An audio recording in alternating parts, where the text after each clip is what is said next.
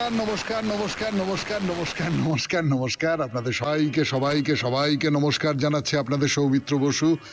সবাইকে অজস্র শুভকামনা জানাচ্ছে, সবাইকে স্বাগত জানাচ্ছে আজকের এই শরণাগত অনুষ্ঠানে এবং সবাইকে শুভ সকাল জানাচ্ছে।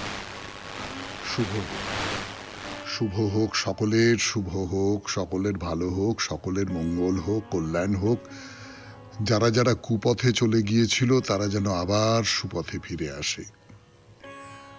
আজ শ্রী কৃষ্ণ দ্বাদশী এবং আজ বিপ্লবী দীনেশ গুপ্তের শহীদ দিবস। 7ই জুলাই 1931 খ্রিস্টাব্দে বিপ্লবী দীনেশ গুপ্ত এই পৃথিবী ছেড়ে চলে গেছেন, শহীদ হয়েছেন দেশের স্বাধীনতার জন্যে। বেনি মাধবশীলের পঞ্জিকা অনুযায়ী আজকের দিনটার কথা এবার বলি। আজকে 22শে আষাঢ় 1432, ইংরেজির 7ই জুলাই 2025 সোমবার। আজ দ্বাদশী। সূর্যোদয়ের সময় ভোর 5টা বেজে 1 মিনিট, সূর্যাস্তের সময় সন্ধে 6টা বেজে 23 মিনিট। নক্ষত্র অনুরাধা। আজকে জন্মে বৃশ্চিক রাশি, বিপ্রবর্ণ, দেবগণ। রাত্রি 1টা বেজে 30 মিনিট গতে রাক্ষসগণ। আমাদের হোয়াটসঅ্যাপে চিঠি পাঠাবার নাম্বার 9831922927। চিঠির গোড়ায় অতি অবশ্যই SG লিখতে হবে, তাই তো? এবারে আজকের অনুষ্ঠান সম্পর্কে বলি। প্রথমে পুরাণ চিরন্তন। পুরাণ চিরন্তন একটা খুব মজার গল্পের কথা বলছিলাম আপনাদের, যে এই জৈন এবং বৌদ্ধ এদের তো পাষণ্ড বলা হতো, পাষণ্ড নিয়ে কথা হচ্ছিল। তো পুরাণে একটা গল্প আছে, সেই গল্পটা ভগবান বিষ্ণু মায়ামোহ নামে আবির্ভূত হয়েছিলেন। সেই মায়ামোহর রূপ আপনাদের বলেছিলাম, এই নিয়ে আমরা তারপরে যাব আর কি। সেই রূপের কথা বলবো, অন্য রূপের কথা বলবো বলে একটা ব্যাখ্যা আছে, সেই ব্যাখ্যাটা করা যাবে পুরাণ চিরন্তনে। পাষণ্ড নিয়ে কথা। তারপরে স্বামী বিবেকানন্দের রচনা থেকে পড়ে শোনাবো কর্মজীবনে বেদান্ত, 4র্থ পর্ব। তারপরে কথামৃত শেষ হয়ে গেছে। শ্রী ভাগবত গীতা থেকে পাঠ এখনো পর্যন্ত শুরু করিনি। স্বামী রঙ্গনাথানন্দজি তার যে ব্যাখ্যা, সেই ব্যাখ্যা করব। গীতার যে ব্যাখ্যা, গীতার সম্পর্কে তার যে কথা,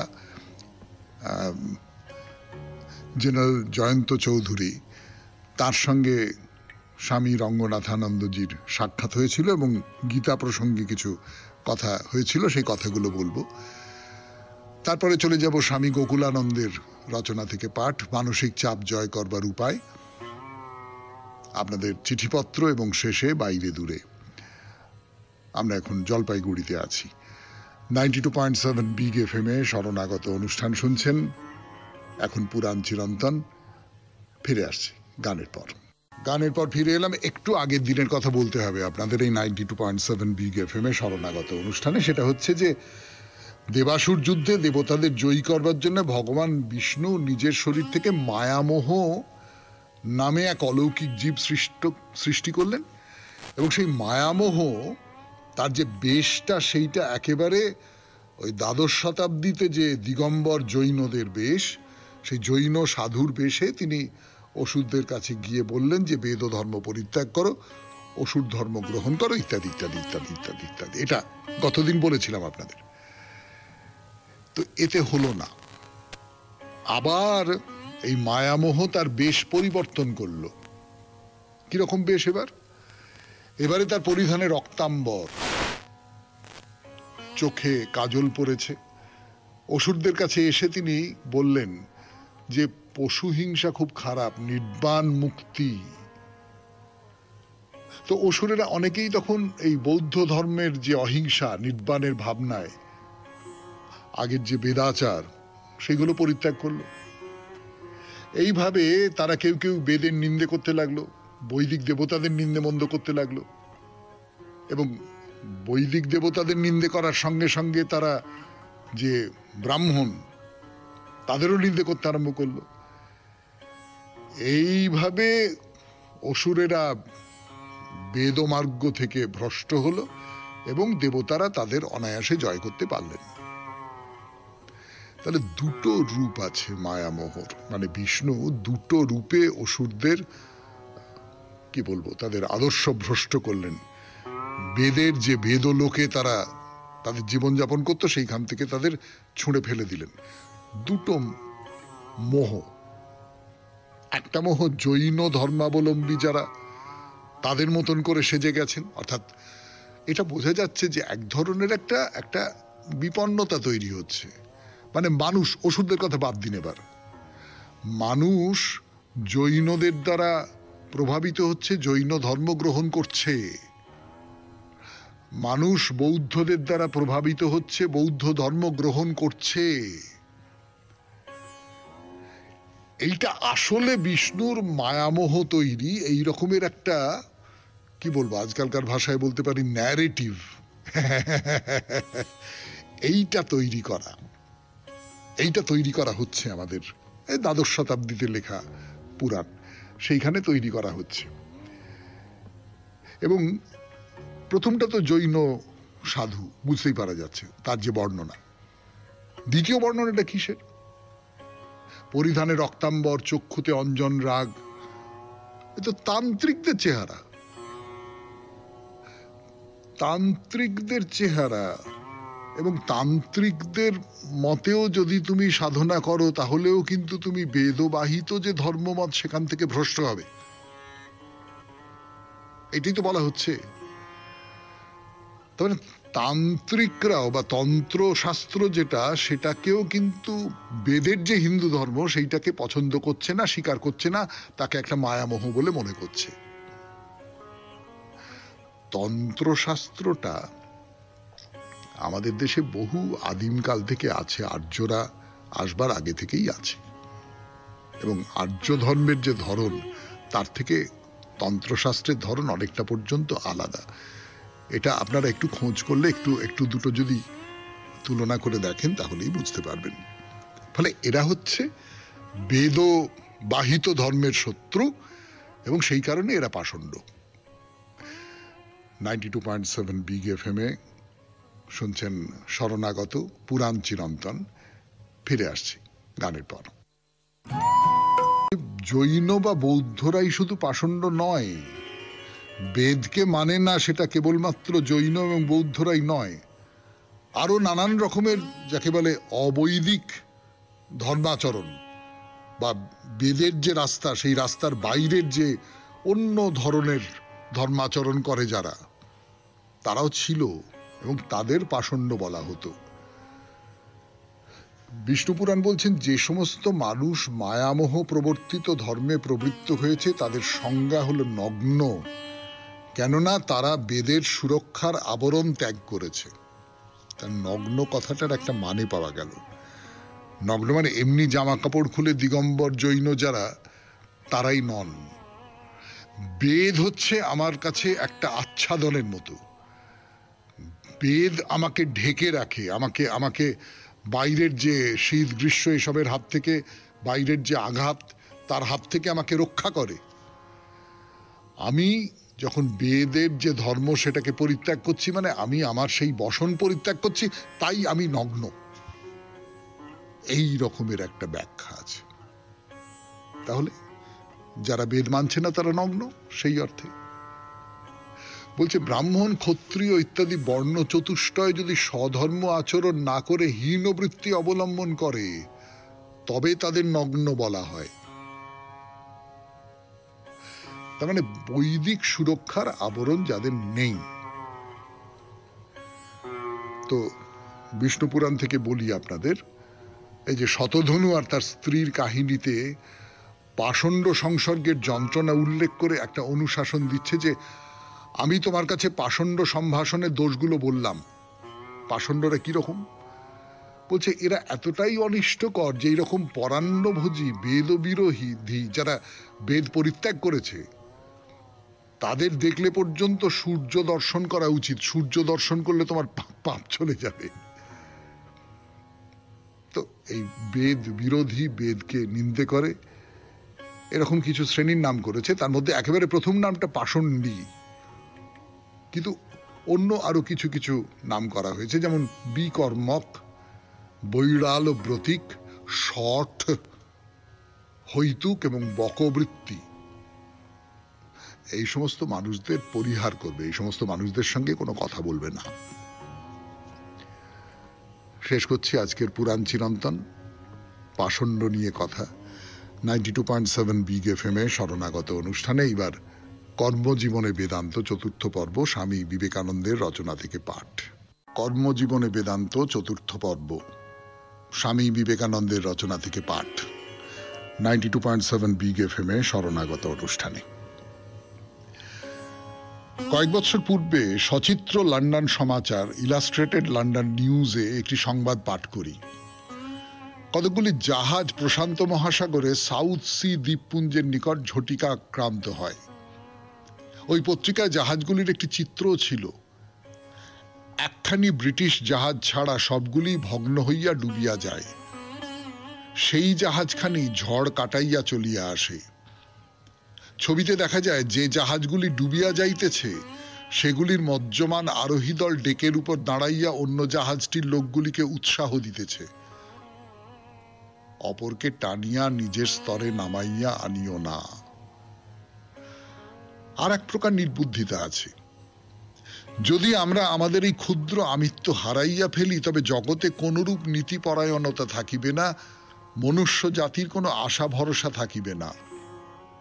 যাহারা ঐরূপ বলেন তাহাদের যেন মনুষ্য জাতির জন্য সর্বদা প্রাণ যায় যায় হইয়াছে।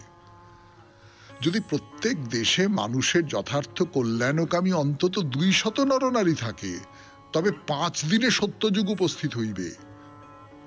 আমরা জানি মনুষ্য জাতির জন্য আমাদের প্রাণ কিরূপ ছটফট করিতেছে। এসব অভিসন্ধি প্রণোদিত লম্বা লম্বা কথা মাত্র।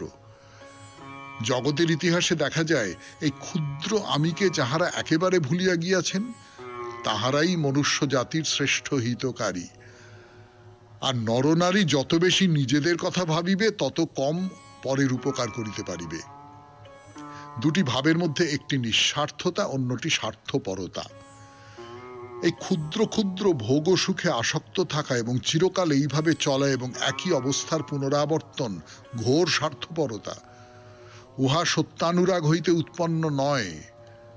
অপরের প্রতি দয়াও এই ভাবের উৎপত্তির কারণ নয়, উহার কারণ ঘোর স্বার্থপরতা।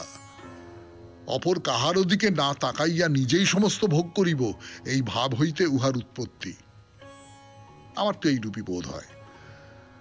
আমি জগতে প্রাচীন মহাপুরুষ ও সাধুগণের তুল্য চরিত্রবান পুরুষ আরও দেখিতে চাই। তাহারা একটি ক্ষুদ্র পশুর উপকারের জন্য শত শত জীবন বিসর্জন করিতে প্রস্তুত ছিলেন। নীতি ও পরোপকারের কথা কি বলিতেছ? ইহা তো আধুনিক কালের বাজে কথা মাত্র। আমি সেই গৌতম বুদ্ধের ন্যায় চরিত্রবান লোক দেখিতে চাই যিনি সগুণ ঈশ্বর বা ব্যক্তিগত আত্মায় বিশ্বাসী ছিলেন না, যিনি ওই বিষয়ে কখনো কোনো প্রশ্নই করেন নাই, যিনি সম্পূর্ণ অজ্ঞেয়বাদী ছিলেন কিন্তু সকলের জন্য নিজের প্রাণ দিতে প্রস্তুত ছিলেন, সারা জীবন সকলের উপকার করিতে নিযুক্ত ছিলেন। সারা জীবন কিসে অপরের কল্যাণ হয় ইহাই তাহার চিন্তা ছিল। তাহার জীবনচরিত লেখক বেশ বলিয়াছেন, তিনি বহুজন হিতায় বহুজন সুখায় জন্মগ্রহণ করিয়াছিলেন। তিনি মনে গিয়া ধ্যান করিয়াছিলেন, তাহাও নিজের মুক্তির জন্য নয়। জগৎ জ্বলিয়া গেল, বাঁচিবার পথ বাহির করিতেই হইবে। জগতে এত দুঃখ কেন? তাহার সারা জীবন এই এক চিন্তা ছিল। তোমরা কি মনে করো আমরা তাহার মতো নীতিপরায়ণ? শুনলেন স্বামী বিবেকানন্দের রচনা থেকে পাঠ, কর্মজীবনে বেদান্ত চতুর্থ পর্ব। এরপর ভগবদ গীতা স্বামী রঙ্গনাথানন্দজির লেখা থেকে একটু পড়ে শোনাবো। এরপর এবার না, কথামৃত নয়, কথামৃত শেষ হয়ে গেছে। এখন স্বামী রঙ্গনাথানন্দজি তিনি যে ব্যাখ্যা করেছেন ভগবদ গীতার, সেই ব্যাখ্যা থেকে শোনাবো আপনাদের। তার আগে ভগবদ গীতা কেন আমাদের বাস্তব জীবনের পক্ষে খুব জরুরি, এটা কেবলমাত্র একটা ভাবময় ধর্মাচরণের কথা বলছে না, এটা বাস্তব জীবনের কথা বলছে। যেমন কথামৃত বাস্তব জীবনের কথা বলে, সেই রকম করে কেন জরুরি তাই নিয়ে একটা কাহিনী। জেনারেল জয়ন্ত চৌধুরী তখন হায়দ্রাবাদে, তার সঙ্গে স্বামী রঙ্গনাথানন্দজির সাক্ষাতের কথা বলছি আপনাদের। আমরা যেতে জেনারেল চৌধুরী আমাদের অভ্যর্থনা জানালেন। প্রথম আধ ঘন্টা উনিই কথা বললেন, আমি শুনলাম। রাজ্যের কিছু কিছু অঞ্চলে তখন কমিউনিস্ট গণ অভ্যুত্থান হচ্ছিল, ওকে ঘন ঘন ফোন ধরতে হচ্ছিল, তবে আমাদের কথাবার্তা চলছিল। দেখলাম ওর টেবিলের ওপর একখানি গীতা। আমার সুযোগ এসে গেল কথা বলার। জিজ্ঞেস করলাম, জেনারেল চৌধুরী, আপনি গীতা পড়েন নাকি? আপনার টেবিলে গীতা দেখছি। উল্টো দিক থেকে রীতিমতো অবসন্ন গলায় জবাব এলো, হ্যাঁ অবশ্যই, যখন খুব ক্লান্ত লাগে আর একটু মানসিক শান্তি পেতে চাই তখন গীতা থেকে কয়েক লাইন পড়ি। আমি দৃঢ়ভাবে বললাম, উদ্দেশ্য কিন্তু সেটা নয়। এ কথায় অবাক হয়ে উনি জিজ্ঞেস করলেন, আপনি কি বলতে চান যে আমাদের কেবল একটু মানসিক শান্তি দেওয়া ছাড়া গীতার অন্য কোনো মূল্য আছে? আমি বললাম, হ্যাঁ, গীতা কেবল মানসিক শান্তি দেওয়ার জন্য নয়, গীতার উদ্দেশ্য আপনাকে জনগণের সেবা করতে পারার শক্তি দেওয়া, আপনাকে একজন দায়িত্বশীল নাগরিক করে তোলা। গীতায় রয়েছে জীবন ও কর্ম সম্বন্ধে এক সার্বিক স্বয়ংসম্পূর্ণ দর্শন। জেনারেল চৌধুরী একেবারে অবাক হয়ে গিয়ে আমাকে বারবার জিজ্ঞেস করতে লাগলেন, আপনি বলতে চাইছেন এই রাজ্যের মিলিটারি গভর্নর হিসেবে আমার কাছে গীতার কোনো প্রাসঙ্গিকতা আছে? আমি বললাম, ঠিক তাই। আমাদের অবশ্যই উপলব্ধি করতে হবে যে যেসব নারী পুরুষকে সক্রিয়ভাবে কাজ করতে হয় এবং দায়িত্বভার কাঁধে তুলে নিতে হয়, তাদের জীবন ও কর্ম সম্বন্ধে একটা দর্শন থাকা দরকার। গীতায় সেই দর্শন পাওয়া যায়, যাকে যোগ এই সহজ সরল নামে অভিহিত করা হয়েছে। এতদিন পর্যন্ত আমরা এটিকে ঠিক বুঝতে পারিনি। গীতার ৪র্থ অধ্যায়ের প্রথম শ্লোকটির কথা ধরুন। সেখানে শ্রীকৃষ্ণ আমাদের বলছেন, দায়িত্বশীল মানুষকে আমি এই যোগ্য দর্শন প্রদান করেছি যাতে তারা এর মাধ্যমে মানুষের সেবা করার, সুরক্ষা দেওয়ার ও পুষ্ট করার শক্তি অর্জন করতে পারে। এই মহান গ্রন্থের এটি উদ্দেশ্য বা লক্ষ্য। আমি এই কথাগুলির ওপর বারবার জোর দিলাম, আর উনি বারবার জিজ্ঞেস করলেন, আমি এই রাজ্যের গভর্নর, সেই আমি কি এই গ্রন্থ থেকে কোনো শিক্ষা নিয়ে আরো দক্ষ ব্যক্তি হয়ে উঠতে পারি? উত্তরে বললাম, হ্যাঁ, সেটিই এর উদ্দেশ্য। সমস্ত দায়িত্বশীল নরনারীকে আপামর জনসাধারণের মঙ্গলের জন্য কাজ করতে অনুপ্রাণিত করা, সেটি এর স্বরূপ। এই গ্রন্থ আপনাকে ঘুম পাড়ানোর জন্য নয়, আপনাকে জাগানোর জন্য। এটি কেবল আপনাকে মানসিক শান্তি দেওয়ার জন্য নয়, এটি আপনাকে সেই প্রচন্ড মানবিক প্রেরণা ও দৃঢ় সংকল্প দেওয়ার জন্য, যার সহায়ে আপনি সমাজের সকলের কল্যাণের জন্য কাজ করায় ব্রতী হবেন। শুনছেন স্বামী রঙ্গনাথানন্দজির ব্যাখ্যা গীতা সম্পর্কে জেনারেল জয়ন্ত চৌধুরীকে বলা। ফিরে এলাম গানের পর 92.7 বিগ এফএম এ শরণাগত অনুষ্ঠানে। স্বামী রঙ্গনাথানন্দজি তিনি জেনারেল জয়ন্ত চৌধুরীর সঙ্গে কথা বলছেন, গীতার উপযোগিতা সম্পর্কে কথা বলছেন। জেনারেল চৌধুরী খুব খুশি হলেন। কথায় কথায় 1 ঘন্টা কেটে গেল। জিজ্ঞেস করলাম, আপনি কি স্বামী বিবেকানন্দের কোনো বই পড়েছেন?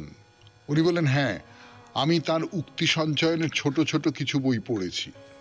আমি বললাম, তাতে হবে না, কিন্তু আমি চাই আপনি বিশেষ করে একটি বই পড়ুন, lectures from Colombo to Almora,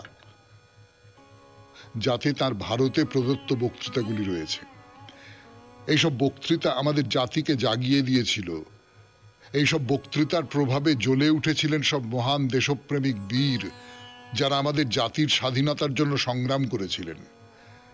এই গ্রন্থের ভাব হলো মানুষ তৈরি ও জাতি গঠন। আমি দিল্লি থেকে আপনাকে একটি পাঠিয়ে দেব, আমার স্বাক্ষর সহ, অবশ্য যদি আপনি প্রতিশ্রুতি দেন যে সেটি পড়বেন। আমি এমন একটি গ্রন্থকে অকারণ নষ্ট করতে চাই না। উনি বললেন, হ্যাঁ, পড়ব। ওর কাছ থেকে বিদায় নিয়ে দিল্লি পৌঁছে সেখান থেকে letters from Colombo to Almora বইটি ওকে পাঠালাম। তিনি আমাকে ধন্যবাদ দিয়ে সুন্দর একটি চিঠি লিখেছিলেন। পরবর্তীকালে যখন উনি কানাডায় আমাদের হাই কমিশনার হয়েছিলেন, তখন সেদেশে বসবাসকারী ফরাসি নাগরিকদের মধ্যে ভারতীয় সংস্কৃতি সম্বন্ধে জ্ঞানের বিস্তারের উদ্দেশ্যে উনি আমার লেখা eternal values for a changing society গ্রন্থটির প্রথম খণ্ডের প্রথম বক্তৃতা a sense of Indian culture ফরাসি ভাষায় অনুবাদ করে গ্রন্থাকারে প্রকাশ করার জন্য আমার অনুমতি গ্রহণ করেছিলেন। শুনলেন স্বামী রঙ্গনাথানন্দজির অভিজ্ঞতার কথা। ভগবদ গীতার ব্যাখ্যা করবেন তিনি, তার ভূমিকা হিসেবে এই অভিজ্ঞতার কথা তিনি বললেন। এখন গান শোনাবো। গানের পর 92.7 বিগ এফএম এ শরণাগত অনুষ্ঠানে স্বামী গোকুলানন্দজির কথা, স্বামী গোকুলানন্দজির রচনা থেকে পাঠ। 92.7 বিগ এফএম এ শরণাগত অনুষ্ঠান শুনছেন। আমি আছি আপনাদের সঙ্গে, আপনাদের সৌমিত্র বসু। আত্মবিশ্লেষণের কথা বলা হচ্ছে। তার সূত্র ধরে স্বামী গোকুলানন্দ বলছেন, প্রায় অনেকে বলেন যে মেজাজ সামলানো তাদের পক্ষে বড় কঠিন হচ্ছে। এরা এই কথাও বলেন যে হঠাৎ রাগে ফেটে পড়ার পরে তারা এজন্য অনুতাপ বোধ করেন, কিন্তু সেই বিস্ফোরণের মুহূর্তে যদি কেউ তাদের কাছে গিয়ে কি করে রাগ সামলাতে হবে সেই উপদেশ দেন, তারা আরো বেশি রেগে উঠে চিৎকার করে বলবেন, তুমি আমাকে উপদেশ দেওয়ার কে হে? কিন্তু আত্মবিশ্লেষণ আর আত্মসংহতির উত্তাপ যারা পেয়েছেন তারা কখনোই এমন ভয়ানকভাবে রাগের প্রকাশ ঘটাবেন না। তারা ঠান্ডা মাথায় ভাববেন, উপদেশকর্তা নিশ্চয় তাদের ভালো উপদেশই দিচ্ছেন। সঠিক মানসিকতার সঙ্গে এই উপদেশ গ্রহণ করাই সমীচীন, এবং এরকম সমালোচনাকে সুস্থভাবে তলিয়ে বিচার করলে উপকারটি আমাদেরই হবে। আত্মসংহতির সুফল আরো আছে। আত্মসংহতি আমাদের আত্মকেন্দ্রিকতা থেকে মুক্ত করে। আমাদের কেউ কেউ বড় বেশি আত্মকেন্দ্রিক। স্বার্থ অন্ধ হলে আমরা নিজেরটুকু ছাড়া আর কিছুই বুঝতে চাই না। অন্যের জন্য ভাবা এবং অপরের কল্যাণের জন্য কাজ করাও মানসিক চাপকে জয় করার অন্যতম উপায়। এ কাজ তখনই সম্ভব হয়ে ওঠে যখন আমরা অন্তর্দর্শন অনুশীলন করি। অন্তর্দর্শন আনে আত্মসংহতি, দূর করে আমাদের স্বার্থপর মনোভাব, আমাদের প্রেরণা যোগায় পরহিতায় জীবন পাঠ করতে। এক্ষেত্রে উদাহরণ হিসেবে বলা যেতে পারে সেই অসংখ্য মানুষের কথা যারা রামকৃষ্ণ মিশনে আসেন স্বেচ্ছাসেবা দান করতে। চাকরি থেকে অবসর নেওয়ার একেবারে পরের দিনই অনেকে এসে আমাদের বলেন, দয়া করে আমাকে কিছু করার সুযোগ দিন। এদের লক্ষ্য কিন্তু অর্থ উপার্জন নয়, তারা এক বৃহত্তর দৃষ্টিভঙ্গি, এক বিস্তৃত মনের মালিক। তারা ভাবেন 60 বছর ধরে শুধু নিজের পরিবার, আত্মীয় স্বজন আর বন্ধুদের জন্যই খেটে মরলাম, এবং বরং অন্য সকলের কল্যাণের জন্য কিছু করি। এই সেবার মনোভাবের অর্জন করেন আত্মবিশ্লেষণের মধ্যে দিয়ে। একই কারণে অনেকে গাছপালা, পশু পাখি নিয়ে সময় কাটান। মানসিক চাপ নিরসনে এই সবকিছু একেবারে অব্যর্থ ওষুধের মতো কাজ করে, আর জীবনটা এভাবেই হয়ে ওঠে অর্থময়। শুনলেন স্বামী গোকুলানন্দের রচনা থেকে পাঠ। 92.7 বিগ এফএম এ শরণাগত অনুষ্ঠান শুনছেন। আমি আছি আপনাদের সঙ্গে, আপনাদের সৌমিত্র বসু। ফিরে আসছি গানের পর আপনাদের চিঠিপত্র পড়বার জন্য। ফিরে এলাম 92.7 বিগ এফএম এ শরণাগত অনুষ্ঠান শুনছেন আপনারা। এবারে চিঠিপত্র। এই চিঠিপত্র পড়তে গিয়ে আমি একটু নিজেই নিজের পিঠ চাপড়াই। আসলে এই শরণাগত তো কম দিন হলো করছি না। এতদিনে আমার নিজের ধারণা, এটা অহংকার বলতে পারেন, এবং সেই অহংকারের জন্য আমি আপনাদের কাছে মাপও চেয়ে নিচ্ছি যে একটু একটু করে আপনাদের নাড়ির ধাতটা আমি বোধহয় বুঝতে পারি। যখন রথের মেলা নিয়ে চিঠি লিখবার কথা বলেছিলাম আপনাদের, তখনই আমি আন্দাজ করেছিলাম যে প্রচুর প্রচুর প্রচুর চিঠি আসবে।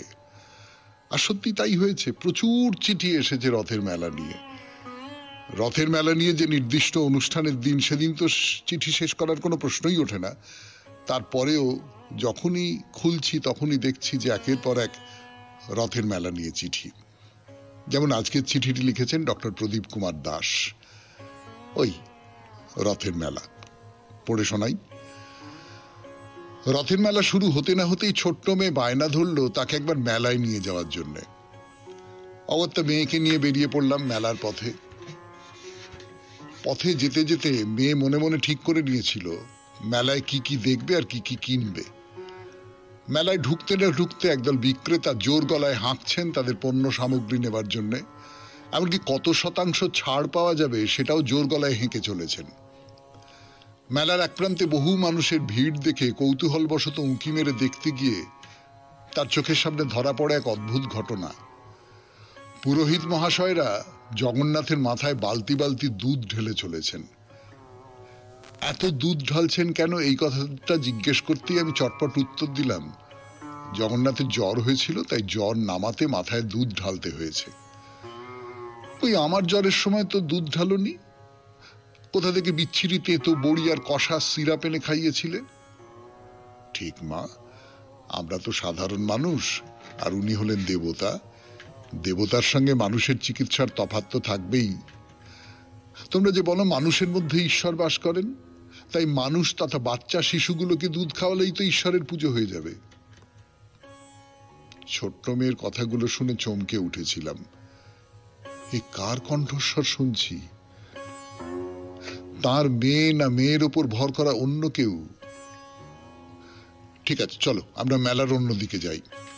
তুমি তো নাগরদোলা চাপবে বলেছিলে। না বাবা, বাড়ি চলো, আমার আর কিছু দরকার নেই। আমার জ্বর আসছে, তাই দুধ তো পাওয়া যাবে না, ওই তেতো বড়ি গিলতে হবে বলে মেলা ছেড়ে বাড়ির পথে রওনা দেয় কন্যা। আমি হতবাক হয়ে ওর হাঁটা পথের দিকে তাকিয়েছিলাম। নমস্কারান্তে বিনয়াবনত, ডক্টর প্রদীপ কুমার দাস, শ্রীরামপুর, হুগলি। হ্যাঁ, আসলে আমরা না খুব সংস্কারবদ্ধ জীব। শিশুরা অনেক বেশি মুক্ত।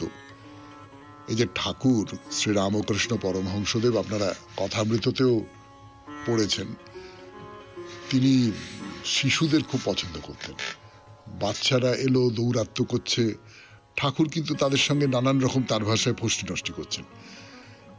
শিশুদের মধ্যে এই যে সারল্যটা, খুব সহজ করে একটা কিছুকে দেখবার এবং প্রশ্ন করবার যে ক্ষমতা, সেইটা তো আমাদের নষ্ট হয়ে যায়। এই নির্মম সত্যের সামনে প্রদীপবাবু আমাদের দাঁড় করিয়ে দিলেন। আপনাকে ধন্যবাদ। এরপর বাইরে দূরে 92.7 বিগ এফএম এ শরণাগত অনুষ্ঠানে আমরা এখন জলপাইগুড়িতে জল্পেশ মন্দির দেখা শেষ করলাম, ফিরে আসছি গানের পর। বললাম আপনাদের এর আগের দিন শেষ করেছি, এর কাছাকাছি একটা মন্দির আছে, এই ধরুন 5-6 কিলোমিটারের মতন দূরে আরেকটি শিব মন্দির আছে। তার নাম হচ্ছে জটিলেশ্বর শিব মন্দির। যারা এই জল্পেশ্বর শিব মন্দির দেখতে আসেন তারাও পাশাপাশি এই তো 5-6 কিলোমিটারের মতন, ফলে তারা ওই জটিলেশ্বর শিব মন্দিরও দর্শন করেন, পুজো দেন, শিবের মাথায় জল ঢালেন। মানে এক যাত্রায় পৃথক ফল হওয়া তো কোনো কাজের কথা নয়। তা আমরা একটা শিব মন্দির দেখতে এসেছিলাম ময়নাগুড়িতে, সেখান থেকে অল্প খানিকটা দূরে এই ধরনের এই যে শিব মন্দির, সেইটা দেখবার জন্য তাহলে চলে গেল। এটা একেবারে ময়নাগুড়ির পশ্চিম প্রান্ত বলতে যেটা বোঝায়, সেরকম পশ্চিম প্রান্তে ময়নাগুড়ি যে হাইওয়েটা আছে, সেই রাস্তার একেবারে কাছেই পড়বে। মন্দিরটা যে দেখতে যাব তার অনেকগুলো কারণ আছে। প্রথম যে কারণটা, সেটা হলো মন্দিরের জায়গাটা খুব সুন্দর। সে তো বটেই, শরণাগত অনুষ্ঠানের শ্রোতারা এতদিনে জেনে গেছেন যে আপনাদের সৌমিত্র বসু প্রাকৃতিক সৌন্দর্যের ব্যাপারটা সম্পর্কে তার একটা গভীর আকর্ষণ আছে। সেটা কার নেই, সেটা শুধু সৌমিত্র বসুর আছে বলে সৌমিত্র বসু আপনাদের জোর করে প্রাকৃতিক সৌন্দর্য দেখাতে চাইছে, এরকমটা তো ভাববার কোনো কারণ নেই। আপনারাও প্রাকৃতিক সৌন্দর্য দেখতে খুব পছন্দ করেন। ধর্মের সঙ্গে যদি কোনো প্রাকৃতিক দৃশ্য যুক্ত হয়ে থাকে, তাহলে আমাদের একটা আলাদা রকমের আনন্দ হয়। তার একটা বড় কারণ আমার নিজের মনে হয় যে এই যে প্রকৃতি, এই যে সুন্দর, স্বয়ম্ভু সুন্দর, একে তো কেউ তৈরি করে দেয়নি ওরকম করে। এই যে স্বয়ম্ভু সুন্দর, এর মধ্যে ঈশ্বর আছেন। কিন্তু তার বাইরে এই যে জটিলেশ্বর মন্দিরের নানান রকম বৈশিষ্ট্য আছে। একটা একটা হচ্ছে এই অঞ্চলটাকে তো বলে ডুয়ার্স অঞ্চল। এই ডুয়ার্স অঞ্চলের সবচেয়ে পুরনো মন্দির হচ্ছে এই জটিলেশ্বর শিবের মন্দির, এবং এর প্রাথমিকভাবে এর যে কাঠামোটা তৈরি হয়েছিল সেটা তৈরি হয়েছিল গুপ্ত যুগে। গুপ্ত যুগ, এক্ষুনি ইতিহাসের বই হাঁটকাতে পারবেন না আমি জানি সকালবেলা, সেই জন্য বলে রাখি, এই গুপ্ত যুগ মানে হচ্ছে ধরুন 320 থেকে শুরু।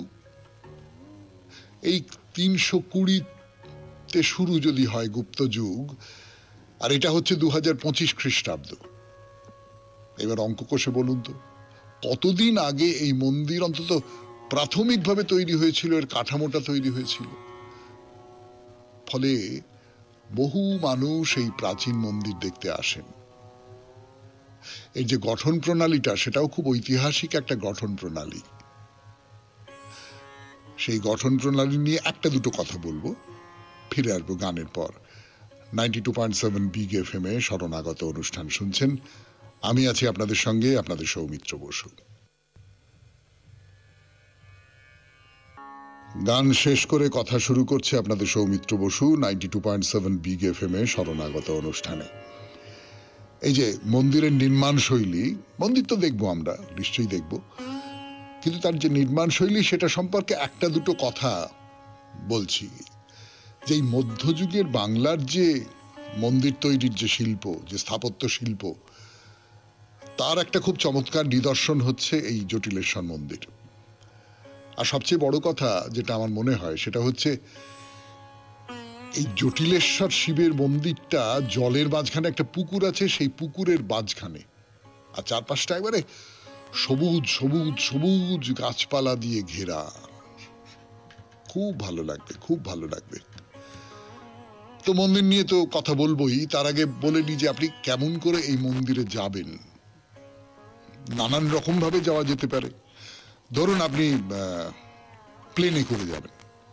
হ্যাঁ, প্লেনে করে যেতে গেলে আপনাকে বাগডোগরা নামতে হবে, বলা বাহুল্য উত্তরবঙ্গে তো বাগডোগরাতেই আপনি নামবেন। সেখান থেকে এই 85-90 কিলোমিটারের মতন রাস্তা গাড়িতে গিয়ে আপনি এই মন্দিরে পৌঁছবেন। যদি ট্রেনে যান তাহলে নিউ ময়নাগুড়ি স্টেশনে নামলেন, বেশ কিছু ট্রেন যায়, ওই নিউ ময়নাগুড়ি দিয়ে বেশ কিছু ট্রেন যায়। সেখান থেকে 14-15 কিলোমিটার দূরে এই জটিলেশ্বর মন্দির, যাওয়ার চমৎকার ব্যবস্থা রয়েছে। আর যেটা হতে পারে আপনি গাড়ি করে গেলেন, সেও তো বলেছি যে ময়নাগুড়ি থেকে আপনাকে যেতে হবে। এর আগে জল্পেশ মন্দির দেখেছি, সেখান থেকে এবার জটিলেশ্বর মন্দিরের দিকে যাচ্ছি। এই জল্পেশ মন্দির থেকে যেতে যেতে এইবারে আপনি দেখলেন এই রাস্তাটা হাইওয়ে নয়, এমনি ভালো রাস্তা, পরিষ্কার রাস্তা, কিন্তু ওই হাইওয়ে যেরকম চওড়া সেরকমটা তো নয়। দুপাশে কলা গাছ, গৃহস্থের বাড়ি, এই সমস্ত পার হয়ে এগিয়ে চলেছি জটিলেশ্বর মন্দিরের দিকে। আসলে এটা ঠিক ময়নাগুড়িতে নয়, মানে ময়নাগুড়ি, কিন্তু এটা একটা আলাদা গ্রাম ছিল, সেই গ্রামটা এখন ময়নাগুড়ির মধ্যে ঢুকে গেছে, যেমন ময়নাগুড়িও খানিকটা জলপাইগুড়ির মধ্যে ঢুকে গেছে। হ্যাঁ, এই যে গ্রাম, এই গ্রাম পঞ্চায়েতের নাম হচ্ছে চূড়া ভান্ডার, আর গ্রামের নাম হচ্ছে মল্লিক ঘাট। এই মল্লিক ঘাটেই মন্দিরটি অবস্থিত। মন্দির দর্শন করব আমরা, কিন্তু আজকে নয়, আগামীকাল। 92.7 বিগ এফএম এ শরণাগত অনুষ্ঠান আজকের মতো এখানেই শেষ করছি। আমাদের হোয়াটসঅ্যাপে চিঠি পাঠাবার নাম্বার 9831922927। চিঠির গোড়ায় অতি অবশ্যই SG লিখতে হবে। এবার তাহলে কবিতা, রবীন্দ্রনাথের কবিতা, পলাতকা কাব্যগ্রন্থ থেকে। কালো মেয়ে। মরচে পড়া গরাদে ওই ভাঙা জানলাখানি, পাশের বাড়ির কালো মেয়ে নন্দরানী ওইখানেতে বসে থাকে একা। শুকনো নদীর ঘাটে যেন বিনা কাজে নৌকাখানি ঠেকা। বছর বছর করে ক্রমে বয়স উঠছে জমে, বর জোটে না, চিন্তিত তার বাপ। সমস্ত এই পরিবারের নিত্য মনস্তাপ দীর্ঘশ্বাসের ঘূর্ণি হাওয়ায় আছে যেন ঘিরে, দিবস রাত্রি কালো মেয়েটিরে। সামনে বাড়ির নিচের তলায় আমি থাকি মেসে। বহু কষ্টে শেষে কলেজেতে পার হয়েছি একটা পরীক্ষায়। আর কি চলা যায় এমন করে এক্সামিনের লগি ঠেলে ঠেলে। দুই বেলাতেই পড়িয়ে ছেলে, একটা বেলা খেয়েছি আধ পেটা। ভিক্ষা করা সেটা সইত না একেবারে। তবু গেছি প্রিন্সিপালের দ্বারে বিনি মাইনে, নেহাত পক্ষে আধা মাইনে ভর্তি হবার জন্যে। এক সময় মনে ছিল আধেক রাজ্য এবং রাজার কন্যে পাবার আমার ছিল দাবি। মনে ছিল ধনমানের রুদ্ধ ঘরের সোনার চাবি। জন্মকালে বিধি যেন দিয়েছিলেন রেখে আমার গোপন শক্তি মাঝে ঢেকে। আজকে দেখি নব্যবঙ্গে শক্তিটা মোর ঢাকাই রইল, চাবিটা তার সঙ্গে। মনে হচ্ছে ময়না পাখির খাঁচায় অদৃষ্টতার দারুণ রঙ্গে ময়ূরটাকে নাচায়। পদে পদে পুচ্ছে বাঁধে লোহার শলা, কোন কৃপণের রচনা এই নাট্যকলা। কোথায় মুক্ত অরণ্যানী, কোথায় মত্ত বাদল মেঘের ভেরি, এ কি বাঁধন রাখলো আমায় ঘেরি। ঘুরে ঘুরে উমেদারির ব্যর্থ আসে, শুকিয়ে মরি রোদ্দুরে আর উপবাসে। প্রাণটা হাঁপায়, মাথা ঘোরে, তক্তপোষে শুয়ে পড়ি ধপাস করে। হাত পাখাটার বাতাস খেতে খেতে হঠাৎ আমার চোখ পড়ে যায় উপরেতে। মরচে পড়া গরাদে ওই ভাঙা জানলাখানি, বসে আছে পাশের বাড়ির কালো মেয়ে নন্দরানী। মনে হয় যে রোদের পরে বৃষ্টি ভরা থমকে যাওয়া মেঘে ক্লান্ত পরাণ জুড়িয়ে গেল কালো পরশ লেগে। আমি যে ওর হৃদয়খানি চোখের পরে স্পষ্ট দেখি আঁকা, ও যেন জুঁই ফুলের বাগান সন্ধ্যা ছায়ায় ঢাকা। একটুখানি চাঁদের রেখা কৃষ্ণপক্ষে স্তব্ধ নিশীথ রাতে, কালো জলের গহন কিনারাতে। লাজুক ভীরু ঝর্ণাখানি ঝিরি ঝিরি, কালো পাথর বেয়ে বেয়ে লুকিয়ে ঝরে ধীরে ধীরে। রাত জাগা এক পাখি, মৃদু করুণ কাকুতি তার তারার মাঝে মিলায় থাকি থাকি। ও যেন কোন ভোরের স্বপন কান্না ভরা, ঘন ঘুমের নীলাঞ্চলের বাঁধন দিয়ে ধরা। রাখাল ছেলের সঙ্গে বসে বটের ছায়ে ছেলেবেলায় বাঁশের বাঁশি বাজিয়েছিলেম গায়ে। সেই বাঁশিটির টান ছুটির দিনে হঠাৎ কেমন আকুল করল প্রাণ। আমি ছাড়া সকল ছেলেই গেছে যে যার দেশে, একলা থাকি মেসে। সকাল সাঁঝে মাঝে মাঝে বাজাই ঘরের কোণে, মেঠো গানের সুর যাচ্ছিল মনে।